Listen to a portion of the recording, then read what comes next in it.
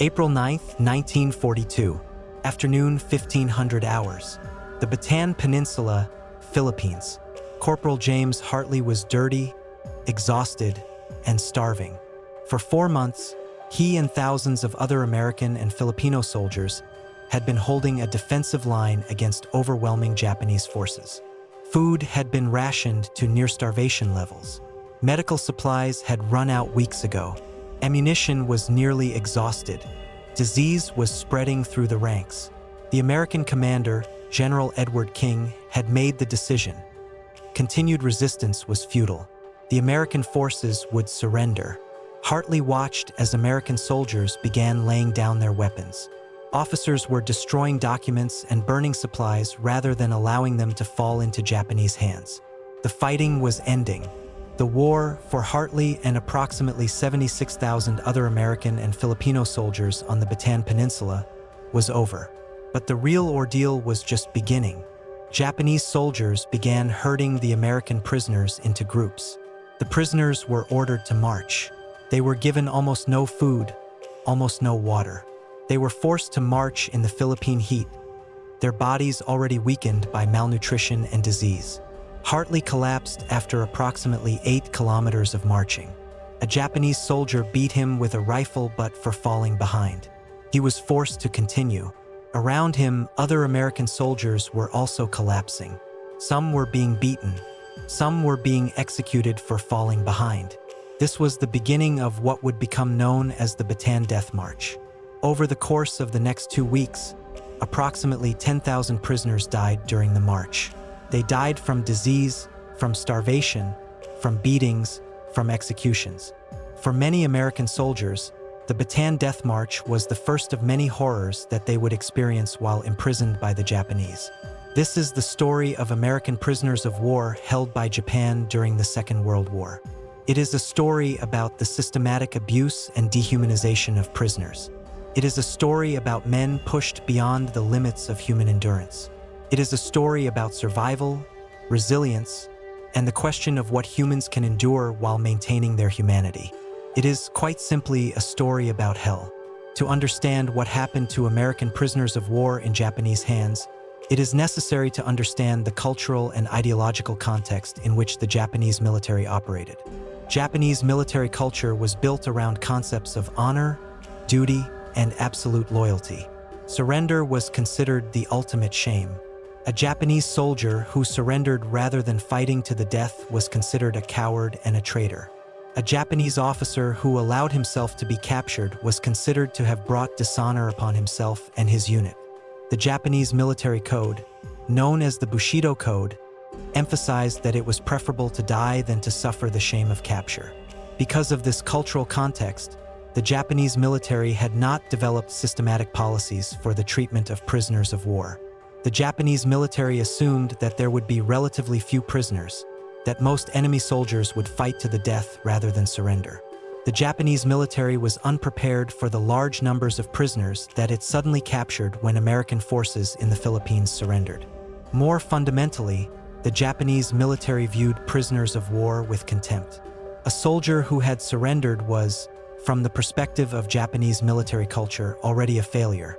Such a person was beneath the dignity of a Japanese soldier. Such a person was essentially already dead, just awaiting the final acknowledgement of that death. This cultural context meant that prisoners of war held by the Japanese were treated far more harshly than prisoners held by other combatants. While German and Italian prisoners held by the Americans or British were treated, for the most part, in accordance with the Geneva Convention, American prisoners held by the Japanese were subjected to systematic abuse, starvation, disease, and often murder. The statistics tell the horrifying story. Approximately 27,000 American soldiers were captured by the Japanese during the Pacific War. Of these, approximately 10,700 died while imprisoned, a mortality rate of approximately 40%. By comparison, the mortality rate of American prisoners held by the Germans was approximately 1%. The mortality rate of American prisoners held by the Italians was approximately 2%. The differences in these mortality rates reveal a fundamental difference in how different national militaries treated prisoners of war.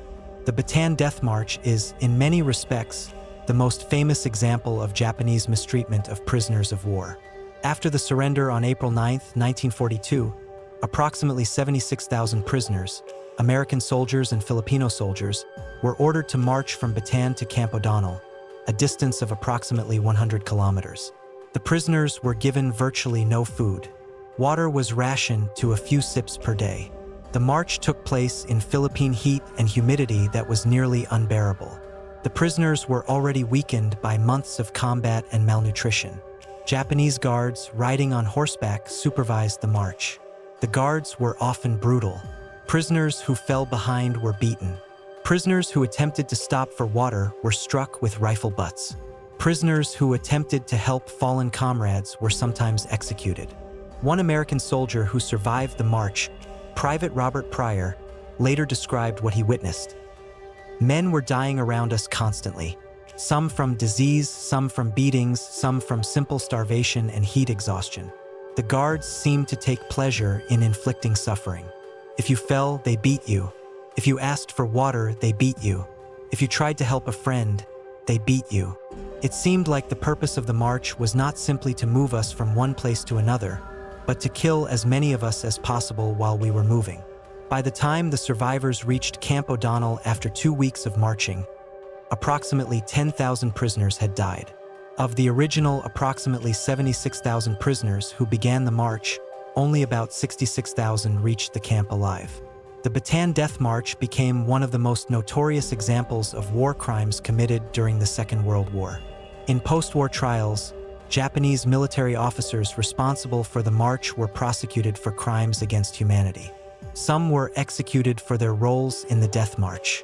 But the Bataan Death March was not an isolated incident. It was simply the most notorious and most deadly example of the systematic abuse that American prisoners would experience throughout their captivity under Japanese control. American prisoners of war held by the Japanese were distributed to camps throughout Japanese-controlled territory. The camps ranged from small holding facilities to large camps designed to house thousands of prisoners. The conditions in these camps were universally terrible.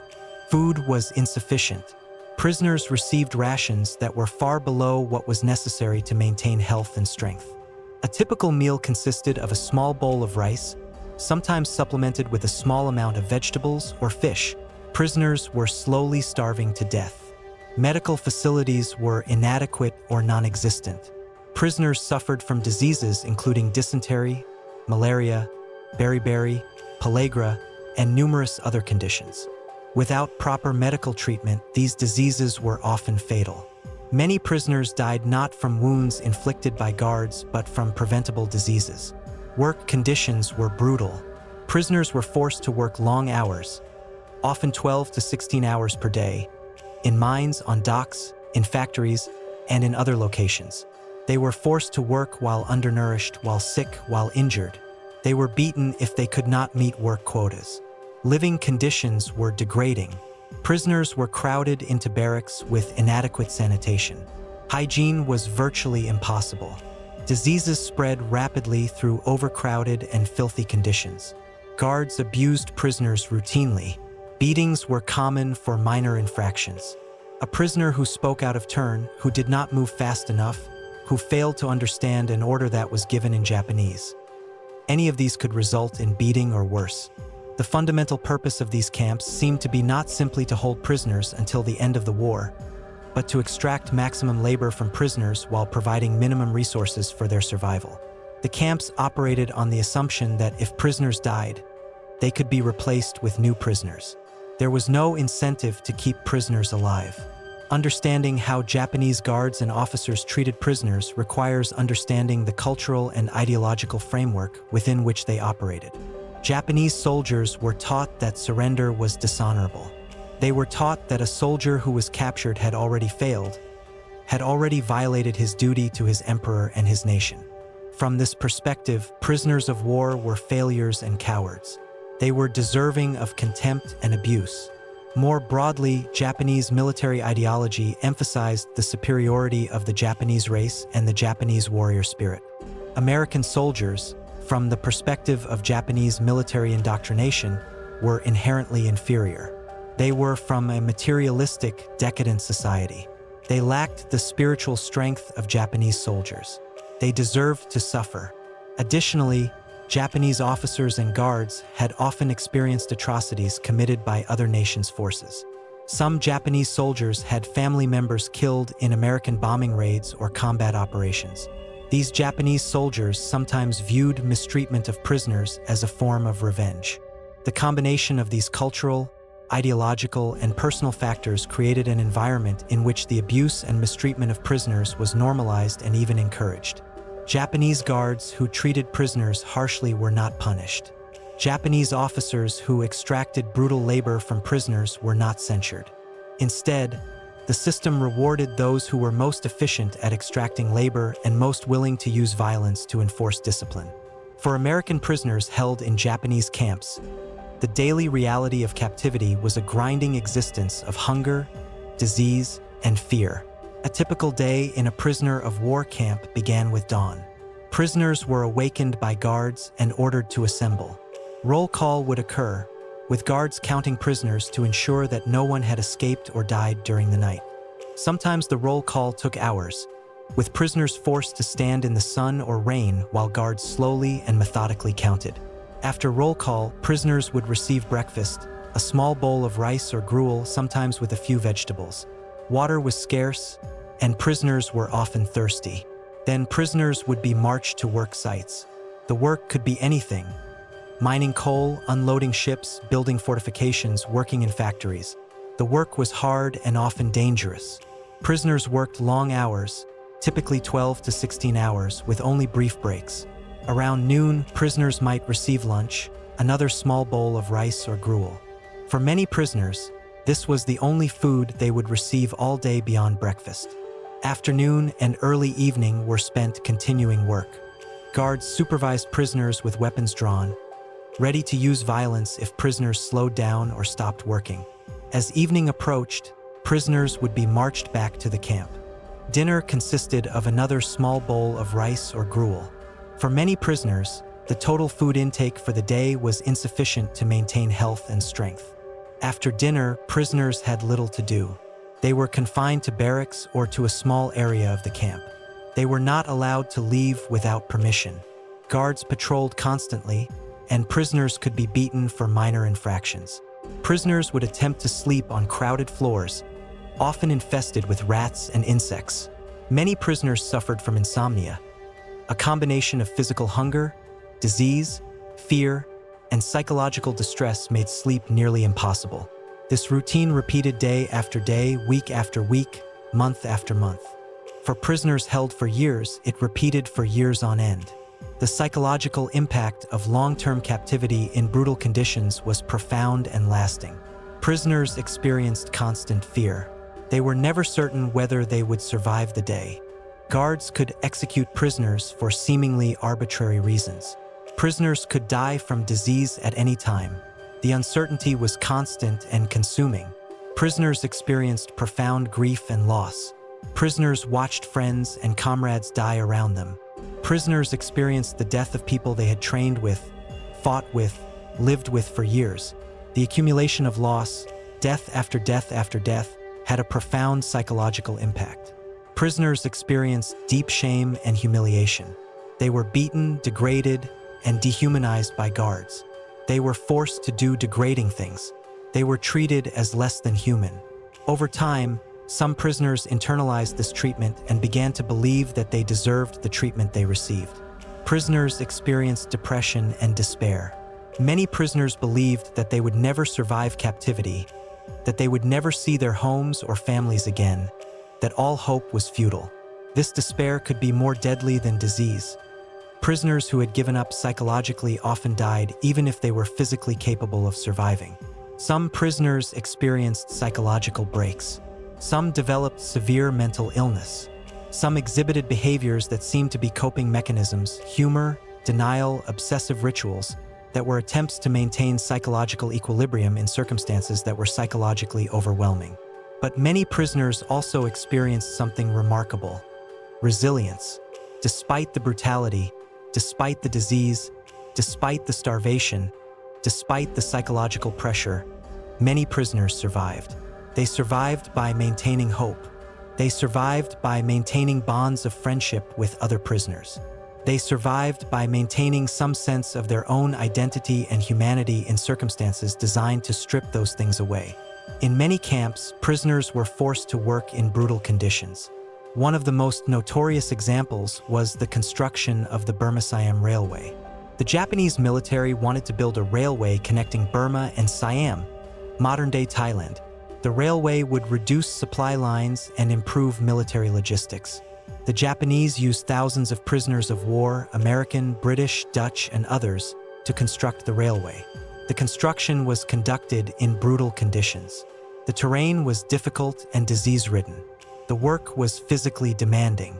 Prisoners were forced to work long hours in extreme heat and humidity. Proper tools were not provided. Medical facilities were inadequate.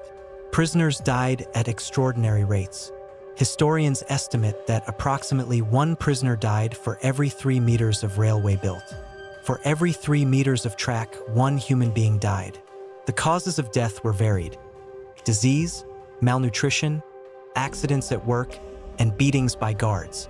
But the fundamental cause was the absolute indifference of the Japanese military to the survival of the prisoners. One prisoner who survived the railway construction, Captain Louis Mitchell, later described the experience. The railway was being built on the bodies of the dead. Literally, we were walking on the graves of men who had died weeks before. The Japanese did not care how many of us died. If you died, you were replaced with another prisoner. The railway would be built regardless of how many prisoners died in the process. I remember the sound of men dying at night, men who were so ill that they could barely breathe, men crying for their mothers, men calling out in languages that had nothing to do with what was happening.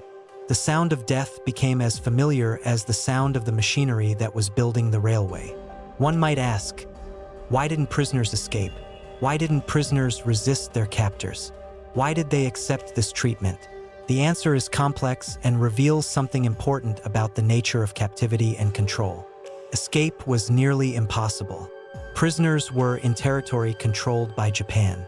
Even if a prisoner escaped from the camp, where would he go?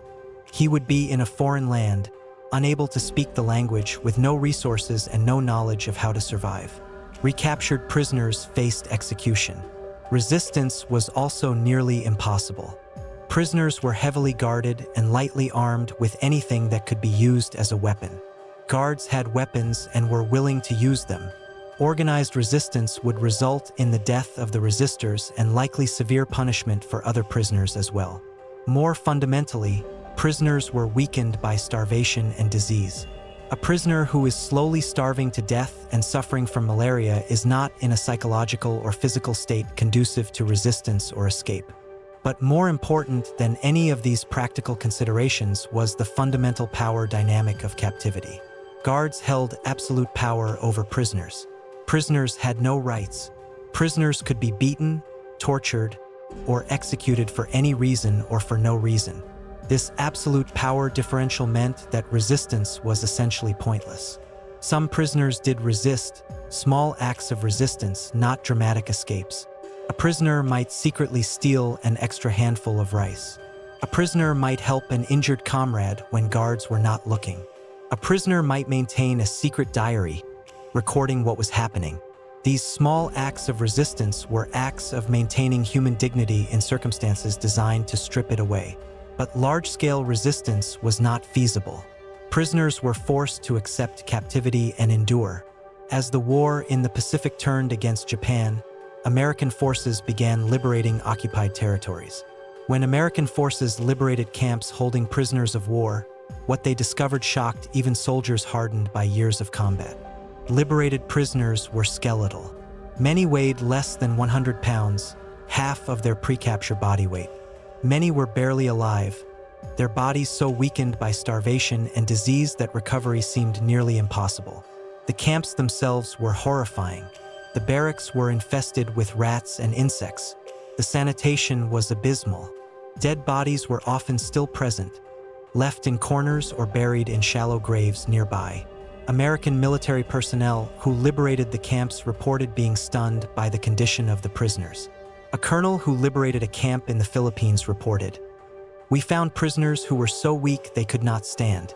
We found prisoners who were delusional from fever and malaria. We found prisoners who had given up on survival and seemed to be simply waiting for death. We found dead bodies that had been lying in the barracks for days because there was no one with sufficient strength to remove them. I had seen combat casualties before. I had seen men wounded in battle. But this was different. This was systematic starvation and abuse. This was not the result of battle. This was the deliberate choice to treat prisoners as less than human. The liberation revealed the true extent of Japanese mistreatment of prisoners. Approximately 10,700 American prisoners had died while held captive by Japan. The causes of death were systematically documented: starvation, disease, beatings, and execution. Surviving prisoners of war faced long-term physical effects that persisted long after the war ended.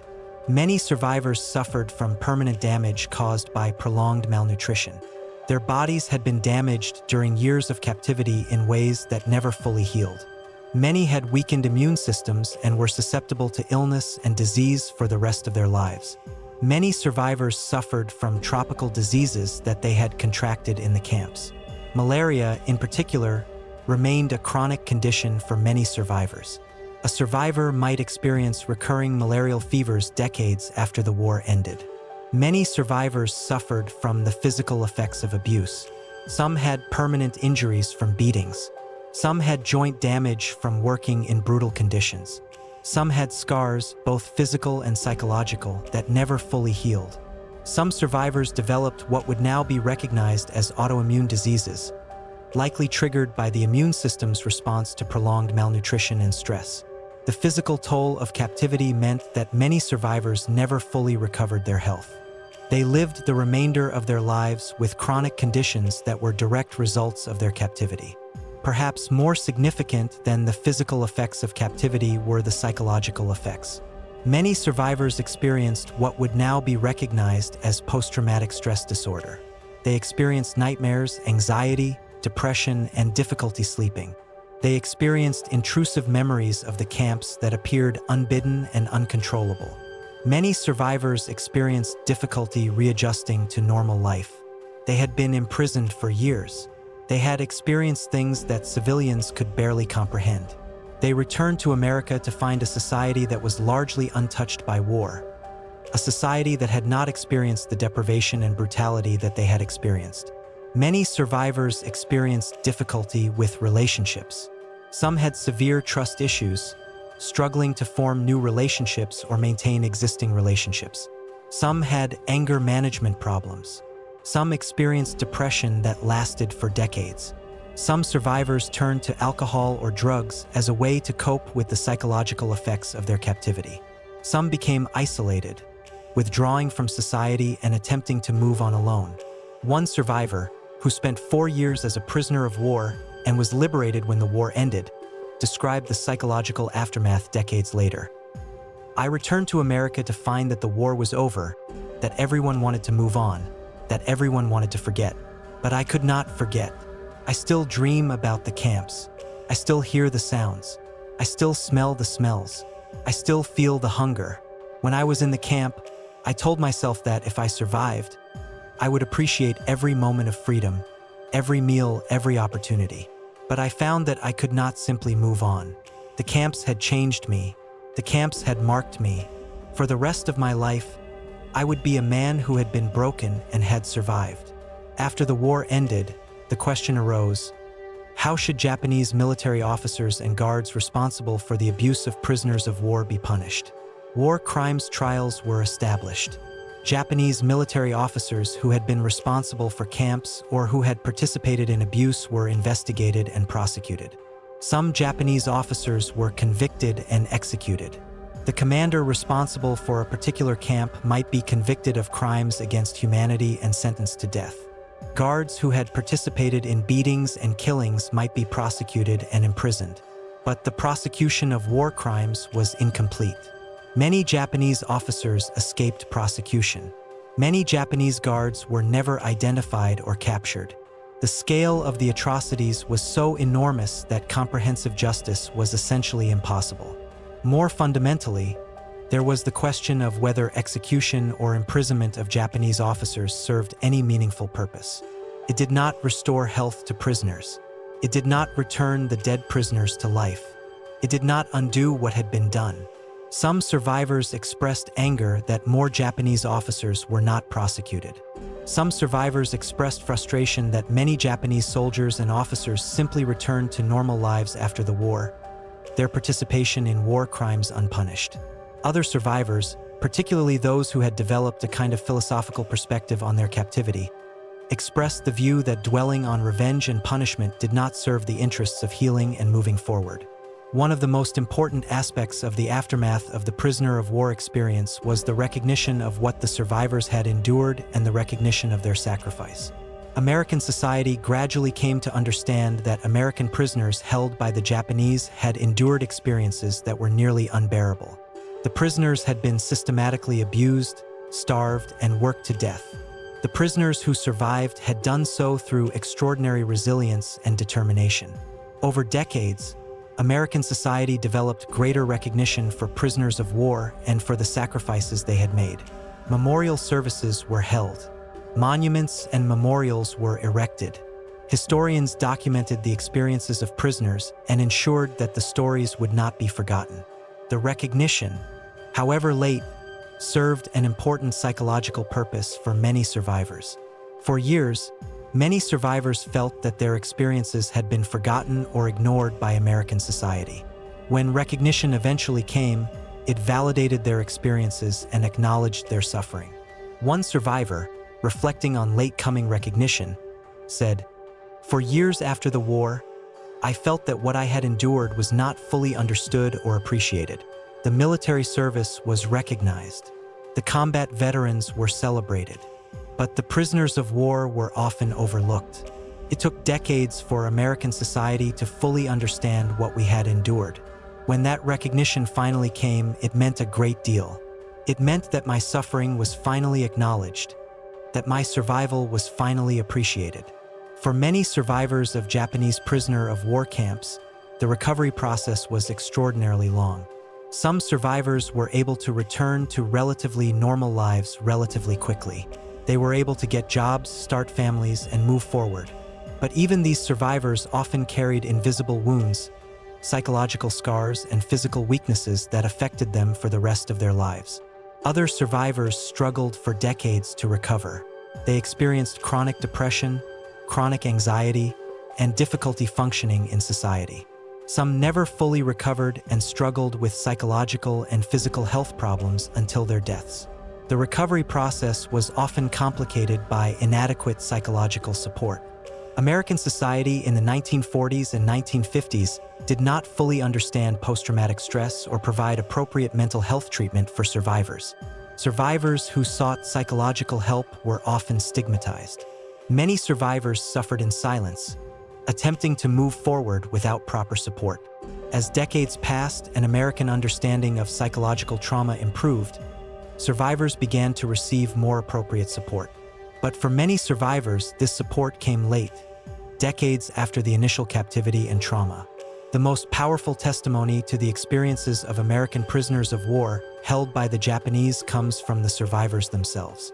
In interviews, memoirs, and documentaries, survivors have described their experiences with a clarity and honesty that is both inspiring and deeply troubling. One survivor, Captain Louis Zamperini, who had been an Olympic runner before the war and was captured after his plane was shot down, described being held in captivity.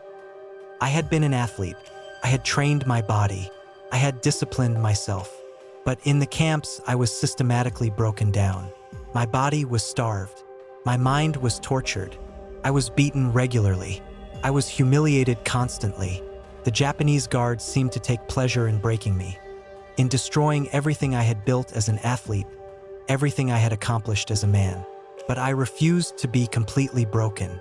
I refused to give them the satisfaction of my complete surrender. I maintained a small core of myself that they could not touch. I maintained the memory of who I had been before the war. I held on to the hope that someday I would be free and I would rebuild myself. That hope was what kept me alive." Another survivor, Major Thomas Lilly, who spent the entire war as a prisoner, described the psychological effects. "I was captured early in the war. I spent 4 years as a prisoner. 4 years of my life, my youth was spent in captivity.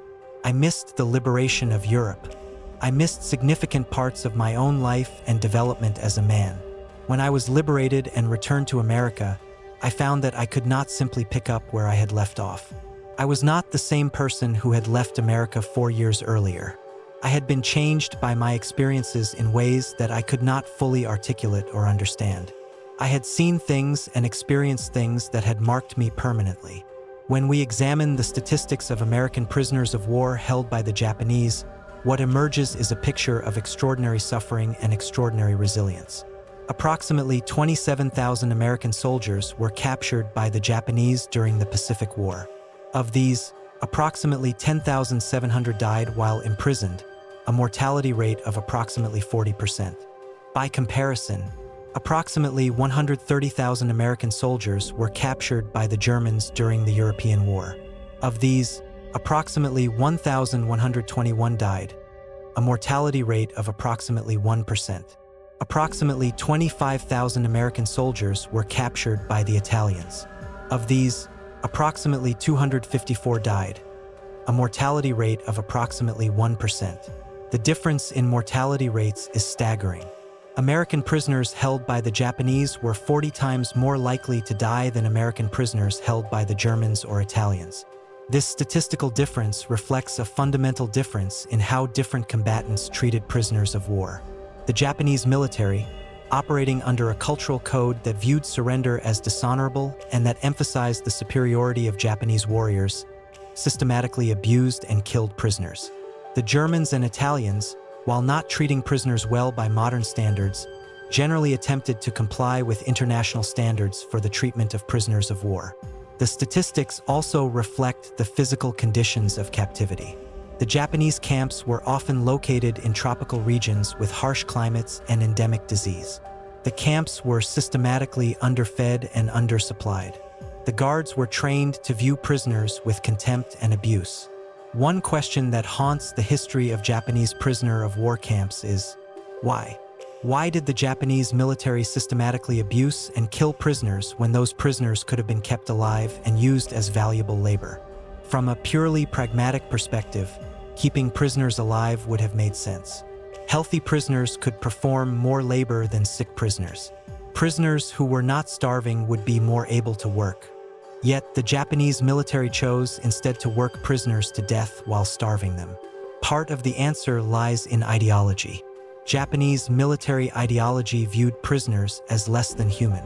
Japanese military culture viewed surrender as dishonorable. These ideological commitments meant that systematic abuse was not considered wrong. It was considered appropriate punishment for failure. Part of the answer lies in racism.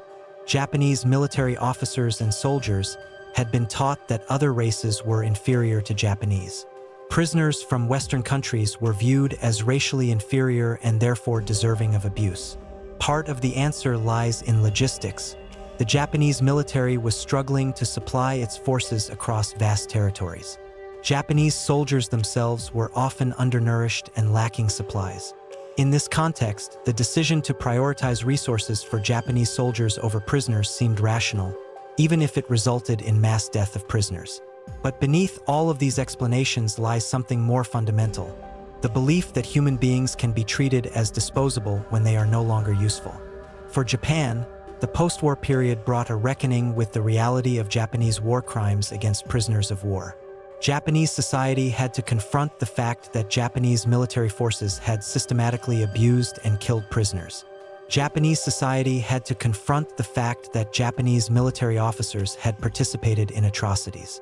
Japanese society had to confront the reality of the suffering that Japanese forces had inflicted. For some in Japanese society, this reckoning has been genuine and profound. Japanese historians have documented Japanese war crimes. Japanese educational institutions teach about what happened. Japanese political leaders have apologized for Japanese military conduct during the war. But for other parts of Japanese society, the reckoning has been incomplete. Some Japanese have minimized or denied the extent of Japanese war crimes. Some have argued that the focus on Japanese atrocities is unfair, that other nations also committed atrocities, and that too much attention is paid to Japanese conduct. This tension between acknowledgement and denial of Japanese war crimes remains a source of controversy in modern Japan and in relations between Japan and countries whose citizens were victimized by Japanese military forces. The experiences of American prisoners of war held by the Japanese had lasting impacts that extended far beyond the individual survivors. The experiences shaped American military policy regarding prisoners of war. After learning of the systematic abuse of American prisoners by the Japanese, the American military committed itself more firmly to compliance with international standards for the treatment of prisoners. American military training was modified to better prepare soldiers for captivity and to emphasize the importance of maintaining psychological resilience if captured. The experiences shaped American cultural memory of the war in the Pacific.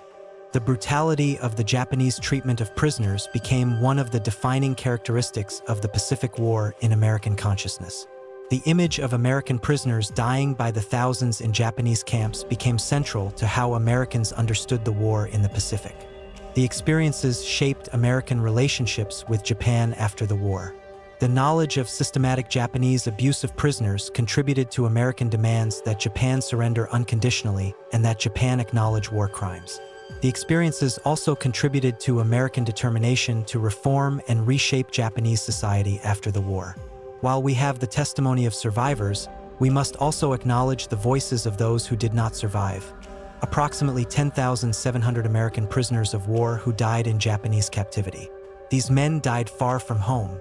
They died after months or years of starvation and disease.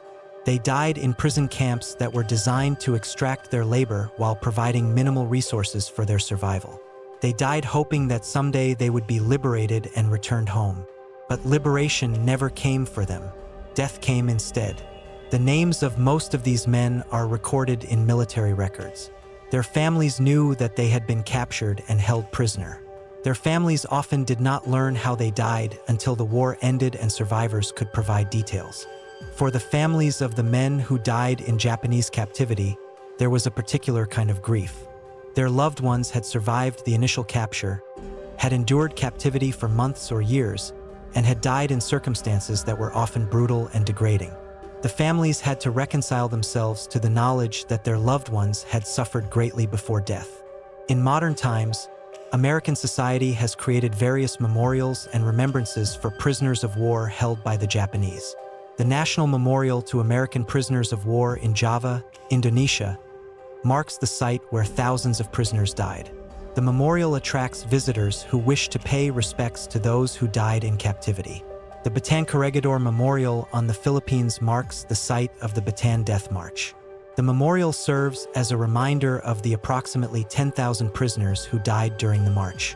Annually, on April 9th, the anniversary of the Bataan surrender, American military services and veteran organizations hold ceremonies to remember the prisoners of war and to honor the survivors. These memorials and commemorations serve an important purpose. They ensure that the experiences of prisoners of war are not forgotten.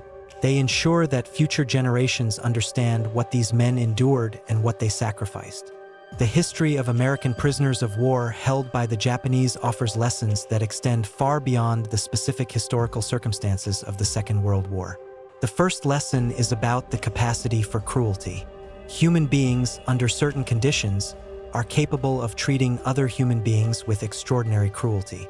The capacity for cruelty appears to be almost unlimited when one group views another group as less than human or as deserving of suffering. The second lesson is about the fragility of civilization. The systems of law and morality that normally constrain human behavior can be swept away under conditions of war and ideological extremism.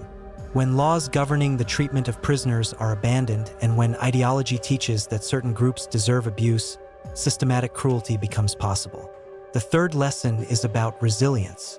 Despite systematic attempts to break them psychologically and physically, many prisoners survived. These survivors demonstrated extraordinary resilience and determination. They refused to be completely broken by their captors. The fourth lesson is about the importance of witnessing and memory. The experiences of survivors provide evidence of what happened. The testimonies of survivors ensure that historical truth is recorded.